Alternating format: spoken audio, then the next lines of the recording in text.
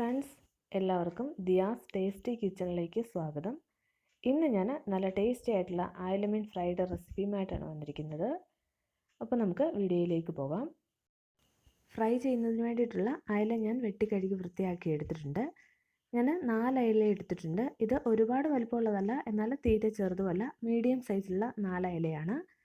അയല നമ്മൾ വെട്ടി കഴുകുമ്പോഴേക്കും ഉപ്പ് ചേർത്ത് കഴുകാറുണ്ട്. ഈ ഉപ്പ് ചേർത്ത് കഴുകുന്ന കൂട്ടത്തിൽ കുറച്ച് വിനാഗിരിയും കൂടി ചേർത്ത് കഴുകുകയാണെന്നുണ്ടെങ്കിൽ അയലയുടെ ആ ബാഡ് സ്മെല്ലൊക്കെ ഒന്ന് മാറിക്കിട്ടും. ഇപ്പം ഞാനിത് വിനാഗിരിയൊക്കെ ചേർത്ത് കഴുകി വെച്ചിരിക്കുന്ന അയലയാണ്. ഇനി നമുക്ക് ഈ അയലയൊന്ന് മാരിനേറ്റ് ചെയ്തെടുക്കണം. അപ്പം നമുക്ക് അതിനുള്ള മസാലയൊക്കെ ഒന്ന് റെഡിയാക്കാം.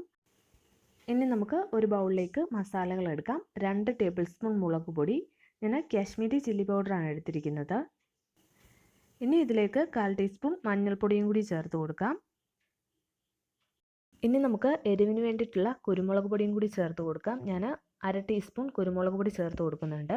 നമ്മൾ കാശ്മീരി ചില്ലി പൗഡർ ആയിരുന്നു എടുത്തിരുന്നത്, അതുകൊണ്ട് എരിവ് കുറവായിരിക്കും. ഇനി നമുക്കിതിലേക്ക് പാകത്തിനുള്ള ഉപ്പ് ചേർത്ത് കൊടുക്കാം. എന്നിട്ട് 1 ടീസ്പൂൺ ഇഞ്ചി വെളുത്തുള്ളി പേസ്റ്റും കൂടി ഇതിലേക്ക് ചേർത്ത് കൊടുക്കാം. ഇനി നമുക്ക് പുളിക്ക് വേണ്ടിയിട്ട് നാരങ്ങാനീരും കൂടി ചേർത്ത് കൊടുക്കാം. ഞാനിപ്പോൾ പകുതി നാരങ്ങയുടെ നീരാണ് ചേർത്ത് കൊടുക്കുന്നത്. ഇപ്പം ഞാൻ ഫിഷ് മാരിനേറ്റ് ചെയ്യുന്നതിന് വേണ്ടിയിട്ടുള്ള മസാലയ്ക്കുള്ള പൊടികളെല്ലാം എടുത്ത് വെച്ചിട്ടുണ്ട്. മുളക് പൊടി, മഞ്ഞൾപ്പൊടി, കുരുമുളക് പൊടി, ഉപ്പുപൊടി, ഇഞ്ചി വെളുത്തുള്ളി പേസ്റ്റ്, അതുപോലെ തന്നെ പകുതി നാരങ്ങയുടെ നീര്. ഇനി ഇതെല്ലാം ചേർത്തിട്ട് നന്നായിട്ടൊന്ന് മിക്സ് ചെയ്തെടുക്കണം. അപ്പോൾ നമുക്ക് ആദ്യം ഇതെല്ലാം ഒന്ന് നന്നായിട്ട് മിക്സ് ചെയ്തെടുക്കാം.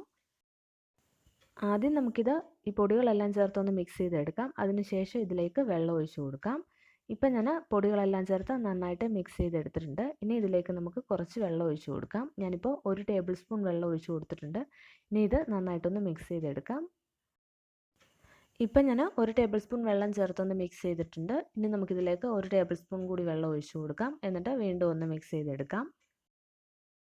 വെള്ളം നമ്മൾ കുറേശ്ശായിട്ട് ചേർത്തിട്ട് വേണം മിക്സ് ചെയ്തെടുക്കാൻ. ആദ്യം തന്നെ ഒന്നിച്ച് ചേർക്കരുത്, പിന്നെ വെള്ളം കൂടിപ്പോവും. ഇപ്പം ഞാനിത് നന്നായിട്ട് മിക്സ് ചെയ്തെടുത്തിട്ടുണ്ട്. ഇപ്പോൾ നമ്മുടെ ഫിഷ് മാരിനേറ്റ് ചെയ്യുന്നതിന് വേണ്ടിയിട്ടുള്ള മസാല റെഡി ആയിട്ടുണ്ട്. ഞാനിപ്പോൾ ഇതിലേക്ക് 2.5 ടേബിൾ സ്പൂൺ വെള്ളം ഒഴിച്ചിട്ടുണ്ട്. ഇനി നമുക്ക് ഈ ഫിഷിലേക്ക് മസാലയെല്ലാം നന്നായിട്ടൊന്ന് തേച്ച് പിടിപ്പിക്കണം. അപ്പം ഞാൻ മീനിലേക്ക് മസാല തേച്ച് കൊടുക്കുകയാണ്. മീനിൽ ഞാൻ വരഞ്ഞിട്ടുണ്ട്. ഈ വരഞ്ഞതിൻ്റെ ഉള്ളിലൊക്കെ നന്നായിട്ട് മസാല തേച്ച് കൊടുക്കണം. നമുക്ക് മീനിൻ്റെ 2 സൈഡിലും നന്നായിട്ട് മസാല തേച്ച് കൊടുക്കാം. അതുപോലെ തന്നെ മീനിൻ്റെ ഉള്ളിലേക്ക് മസാല തേച്ച് കൊടുക്കണം. പിന്നെ ഈ വരഞ്ഞതിനുള്ളിൽ നന്നായിട്ട് മസാല തേക്കണം, എങ്കിൽ മാത്രമേ മീനിലൊക്കെ നന്നായിട്ട് മസാല പിടിക്കത്തുള്ളൂ. അപ്പോൾ നമുക്ക് എടുത്തിരിക്കുന്ന എല്ലാ മീനിലും ഇതുപോലെ മസാലയൊക്കെ തേച്ച് മാരിനേറ്റ് ചെയ്തെടുക്കാം. ഫിഷിൻ്റെ ഉള്ളിലും അതുപോലെ തന്നെ വരഞ്ഞതിലുമൊക്കെ നന്നായിട്ട് മസാല തേച്ച് കൊടുക്കുക, എങ്കിൽ മാത്രമേ ഫിഷ് ഫ്രൈക്ക് നല്ല ടേസ്റ്റ് കിട്ടത്തുള്ളൂ. ഇപ്പം ഞാൻ എല്ലാ ഫിഷും മാരിനേറ്റ് ചെയ്തെടുത്തിട്ടുണ്ട്. ഇതിൽ നന്നായിട്ട് മസാലയൊക്കെ തേച്ച് പിടിപ്പിച്ചിട്ടുണ്ട്. ഇനി നമുക്ക് ഇതൊരു അരമണിക്കൂർ വയ്ക്കാം. അപ്പോഴേക്കും ഇതിൽ മസാലയൊക്കെ നന്നായിട്ട് പിടിക്കും. അപ്പോൾ ഞാൻ ഇതൊരു അരമണിക്കൂർ റെസ്റ്റ് ചെയ്യാൻ വേണ്ടിയിട്ട് വെക്കുകയാണ്. ഫിഷ് മാരിനേറ്റ് ചെയ്ത് വെച്ചിട്ട് ഇപ്പോൾ ½ ആൻ അവർ കഴിഞ്ഞിട്ടുണ്ട്. ഇനി നമുക്കിത് ഫ്രൈ ചെയ്തെടുക്കണം. അതിനായിട്ട് ഞാൻ ഒരു പാൻ വെച്ച് കൊടുത്തിട്ടുണ്ട്. ഈ പാൻ നന്നായിട്ടൊന്ന് ചൂടായി വരുമ്പോഴേക്കും നമുക്കിതിലേക്ക് ഓയിൽ ഒഴിച്ചു കൊടുക്കാം. ഞാൻ സൺഫ്ലവർ ഓയിലാണ് എടുത്തിരിക്കുന്നത്. ഇനി ഈ ഓയിൽ നന്നായിട്ടൊന്ന് ചൂടായി കഴിയുമ്പോഴേക്കും നമ്മൾ മാരിനേറ്റ് ചെയ്ത് വെച്ചിരിക്കുന്ന ഫിഷ് ഇതിലേക്ക് ഇട്ട് കൊടുക്കാം. ഓയിൽ നന്നായിട്ട് ചൂടായി കഴിയുമ്പോൾ വേണം അതിലേക്ക് മീൻ ഇട്ട് കൊടുക്കാൻ. ഞാനിപ്പോൾ ഇതിലേക്ക് മീൻ ഇട്ട് കൊടുത്തിട്ടുണ്ട്. ഇനി നമുക്കിത് ഫ്രൈ ചെയ്തെടുക്കാം.